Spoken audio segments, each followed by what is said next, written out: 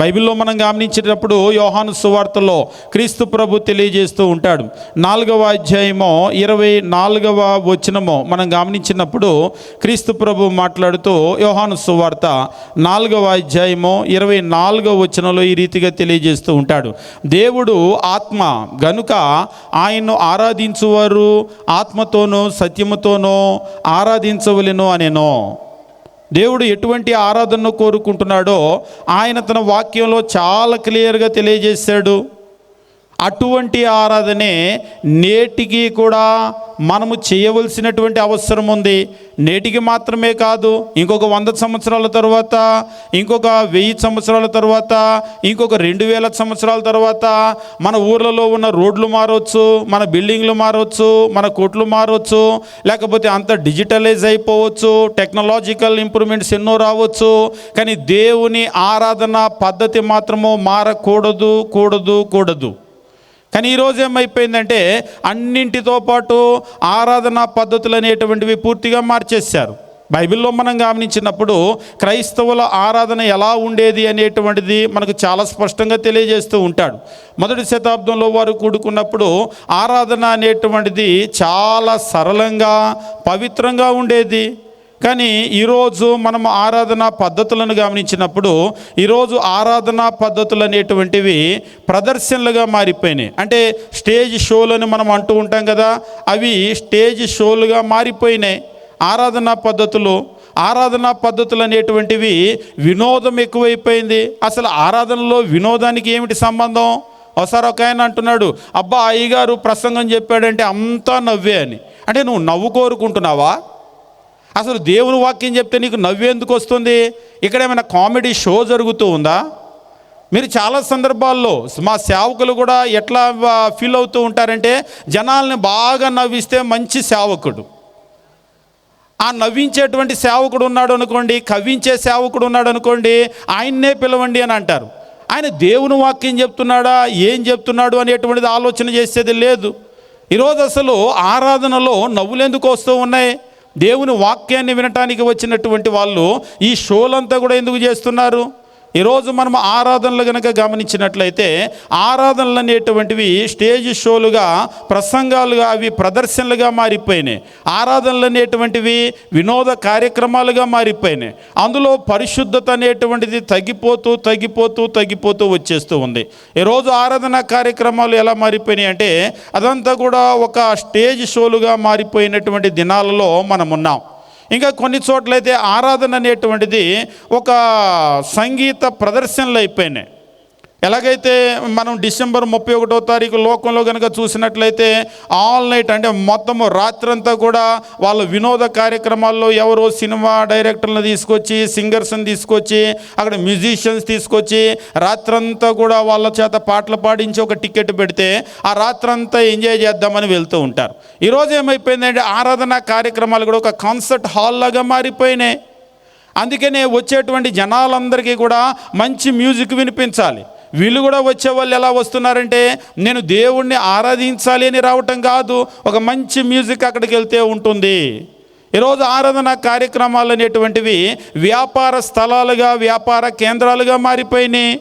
అసలు వ్యాపారం అనేటువంటిది ఆరాధనలోకి ఎందుకు వచ్చింది? మన భక్తికి వ్యాపారానికి ఏమిటి సంబంధం? ఈరోజు మనం గమనించినప్పుడు క్రైస్తవ్యం కూడా మనం చూసినట్లయితే కొబ్బరి నూనె డబ్బాలు అమ్మటము, కర్చీఫ్ గుడ్డలు అమ్మటము, రకరకాలైనటువంటి వ్యాపారాలు చేస్తూ ఉన్నారు.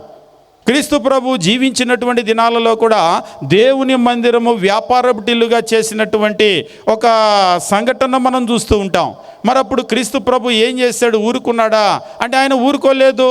ఆయన వెళ్ళి రోకలు మార్చేటువంటి వాళ్ళ బల్లలన్నీ కూడా త్రోసివేసి అక్కడ ఉన్నటువంటి వారందరినీ కూడా చెదరగొట్టి అక్కడ త్రాళ్ళను కొరడాలుగా చేసి వాళ్ళందరినీ కూడా వెళ్ళగొట్టి నా తండ్రి ఇంటిని వ్యాపారపుటిల్లుగా చేయవద్దు అని అన్నాడు. ఏదైతే చేయవద్దు అని అన్నాడో ఈరోజు ఆరాధనా కార్యక్రమాలు వ్యాపారపు ఇల్లులుగా మారిపోయినాయి. సంఘాలు వ్యాపార కేంద్రాలుగా మారిపోయినాయి. ఒక వ్యక్తి నాతో ఫోటో దిగితే, సేవకుడితో ఫోటో దిగితే 5,000 ఎందుకు ఇవ్వాలి? ఆయనతో టీ తాగితే 5,000 10,000 ఎందుకు ఇవ్వాలి? ఈరోజు నువ్వేమన్నా ఫిల్మ్ స్టారువా? నువ్వు ఏం చేయటానికి వచ్చావు? దేవుని వాక్యాన్ని ప్రకటించడానికి వచ్చిన నువ్వు దేవుని వాక్యాన్ని ప్రకటించు. దేవుని వాక్యాన్ని నువ్వు ప్రకటించి వారిలో ఉన్నటువంటి పాప జీవితాన్ని దూరం చేయి, వాళ్ళలో పరిశుద్ధతను తీసుకొనిరా, వాళ్ళలో ఉన్నటువంటి ఆ పాపాన్ని తీసివేసి మారు మనస్సు వైపుకు ప్రోత్సహించే విధంగా నీ సేవ ఉండాలి. కానీ నాతో ఫోటో దిగాలంటే ఒక ధర, నాతో టీ తాగాలంటే ఒక ధర, నాతో డైనింగ్ చేయాలంటే ఒక ధర, అక్కడ పెట్టిన కొబ్బరి నూనె డబ్బాలు కొనుక్కోవాలంటే ఒక ధర. ఏం జరుగుతుంది ఇదంతా? ఈరోజు ఇవన్నీ కూడా ఆరాధన జరిగేటువంటి స్థలాలేనా, లేదంటే ఇంకేమైనా జరుగుతూ ఉందా? ఈరోజు మనం గమనించినప్పుడు క్రైస్తవ్యం మారిపోయింది.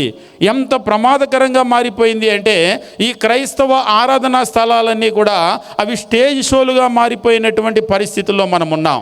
ఈరోజు దేవుని కొరకు వచ్చి పాటలు పాడేటువంటి పరిస్థితుల్లో కూడా ఎవరు బాగా పాడారు అని వాళ్ళ గాత్రాన్ని చూపించుకునే పోటీ అయిపోయింది. అందుకనే కొంతమంది అసలు గ్రూప్ సాంగ్స్ అంటే ఇష్టపడరు, నాకు ఒక్కరికే ఇస్తేనే పాట పాడుతాను అని అంటూ ఉంటారు. అంటే నువ్వు దేవుణ్ణి నీ కంఠస్వరము ద్వారా, నీ గాత్రము ద్వారా నువ్వు దేవుణ్ణి మహిమపరచాలని అనుకుంటున్నావా, లేదా నిన్ను మహిమపరచుకోవాలని అనుకుంటున్నావా? ఈరోజు నిజంగా మన పాట అనేటువంటిది భక్తి కాదు, మన పాటలో మనకు ఒక అతిశయం అనేటువంటిది వచ్చేస్తూ ఉంది.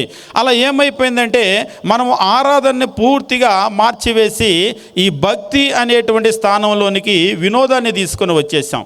మనకి నవ్వులు కావాలి, అక్కడికి వెళ్తే ఎంటర్టైన్మెంట్ కావాలి, అక్కడికి వెళ్తే మ్యూజిక్ కావాలి, అంతేగాని నేను దేవుణ్ణి ఆరాధిస్తున్నానా అనేటువంటి పరిస్థితి లేదు. ఇలాంటిది ఇప్పుడేదో కొత్తగా వచ్చినటువంటిది కాదు. ఇజ్రాయేలీల్లో కూడా ఈ సమస్య ఉంది. క్రీస్తు భూమి మీదకి రావటానికి రమారమి 700 సంవత్సరాల ముందే ఇజ్రాయేలీల్లో ఈ సమస్య ఉన్నప్పుడు దేవుని వాక్యం ఈ రీతిగా తెలియజేస్తూ ఉంటాడు. యెషయా ప్రవక్తను పంపించి యెషయా గ్రంథము 29వ అధ్యాయము మనం గమనించినప్పుడు 13వ వచనాన్ని మనం చూసినట్లయితే దేవుని వాక్యము ఈ రీతిగా తెలియజేస్తూ ఉంటాడు.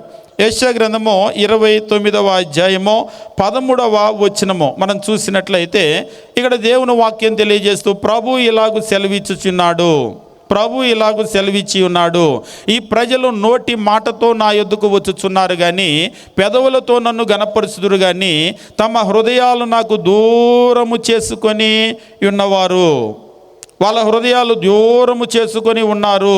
వారు నా యొడల చూపు భయభక్తులు మానవుల విధులను బట్టి వారు నేర్చుకున్నవి.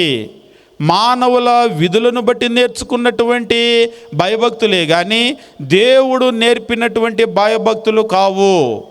ఈరోజు నిజంగా చాలా ఆరాధనా స్థలాలు క్రైస్తవులకు ఏది ప్రాముఖ్యమైనటువంటిదో ఆ ఆరాధనను పూర్తిగా మార్చివేశారు. ఈరోజు ఆరాధన కార్యక్రమాల్లో మనం గమనించినప్పుడు పరిశుద్ధత స్థానంలో భావోద్వేగాలు వచ్చేసినాయి, ఎమోషన్స్ వచ్చేసినాయి. పరిశుద్ధత స్థానంలో ఉత్సాహం అనేటువంటిది వచ్చేసింది. ఎక్కడికి వెళ్తే వాళ్ళకు ఉత్సాహంగా ఉల్లాసంగా ఉంటుందో అటువంటి చోటకే ప్రజలు వెళ్ళటానికి ఇష్టపడుతూ ఉన్నారు. గట్టిగా అరుస్తూ ఉంటారు, కేకలేస్తూ ఉంటారు. అసలు ఈ అరుపులకి కేకలకి ఆరాధనకి ఏమిటి సంబంధం? అలా అరిసి కేకలేస్తేనే అక్కడ ఆరాధన బాగా జరిగినట్లు.